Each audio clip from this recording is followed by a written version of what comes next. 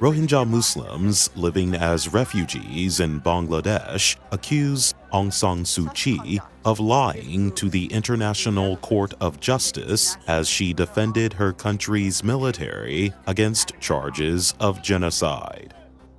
Indian lawmakers approve a law permitting citizenship for non-Muslim immigrants from 3 neighboring countries as protests against the law grow.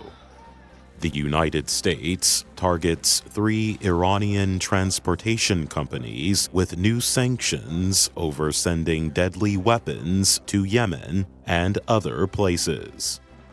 And Time magazine names 16-year-old Swedish climate activist Greta Thunberg as its Person of the Year.